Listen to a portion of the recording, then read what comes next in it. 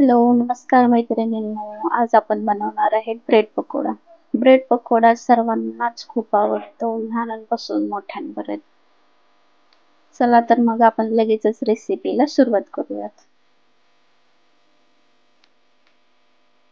इथे मिक्सी जार मध्ये घेत आहे आणि 4 ते 5 लसूण पाकळ्या, 1 ते 2 आल्याचे तुकडे, 4 ते 5 हिरव्या मिरच्या आणि थोडीशी कोथिंबीर हे आपण मिक्सर मध्ये जाडसर वाटून घेऊया.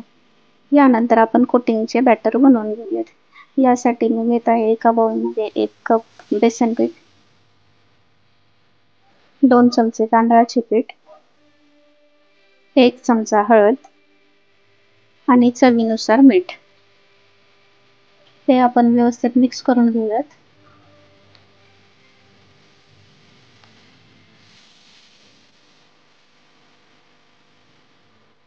यामध्ये आता थोडे थोडे पाणी टाकून आपण याचं बॅटर बनवून घेऊयात. एकदाच खूप पाणी नाही टाकायचं, लागेल तसे आपण पाण्याचा वापर करणार आहोत. यानंतर 1 चमचा ओवा आपण हातावरती छान चोळून टाकणार आहोत. याच्याने फ्लेवर छान येतो. तर आपले पकोडा कोटिंगचे बॅटर तयार आहे. कढईमध्ये घेऊया 2 चमचे तेल. यामध्ये टाकूया 1 चमचे मोहरी. मोहरी तडतडल्यानंतर यामध्ये आपल्याला टाकायचं आहे 1 चमचा जिरं.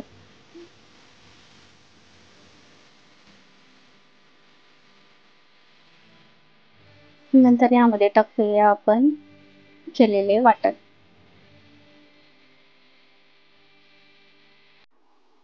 अगदी मिनिट भरायला आपण परतून घेऊया. यानंतर याच्यामध्ये आपण टाकणार आहोत 1 चमचा हिंग आणि 1 चमचा हळद. मिक्स करूया. अगदी मिनिटभर परतल्यानंतर आपण लगेचच याच्यामध्ये ऍड करणार आहोत 4 उकडलेले बटाटे. मिक्स करून घेऊयात. बटाटा आपल्याला अगदी मॅश करत मिक्स करायचा आहे.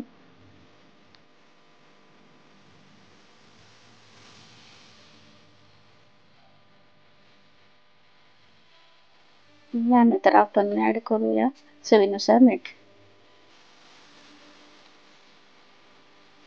पाहू शकता आपला बटाटा एकदम असा मॅशी झालेला आहे. याला झाकून 2 मिनिटे आपण वेट करूयात.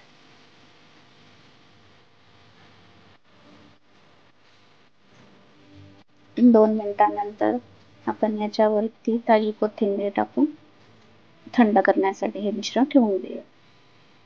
इथे मी घेतलेले आहेत 2 ब्रेड स्लाइसेस. त्याच्यावरती आपण बनवलेले बटाट्याचे सारण लावून घेऊया.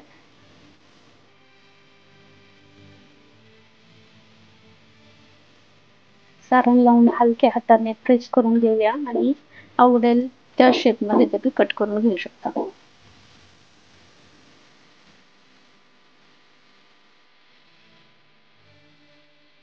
यानंतर आपण हे पकोडास डीप फ्राय करून घेणार आहेत. यासाठी मी कढईमध्ये तेल गरम करून घेतलेले आहे.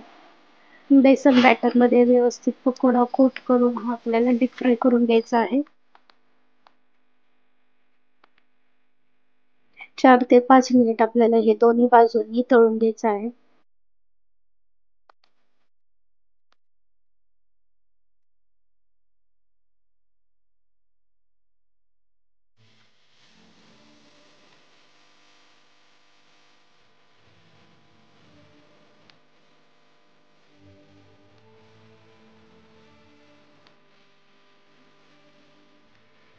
पकोडा दोन्ही बाजूंनी छान असा मी फ्राय करून घेतलेला आहे. पाहू शकता कलर अति सुंदर आलेला आहे. याप्रमाणे सर्व पकोडे आता मी फ्राय करून घेते.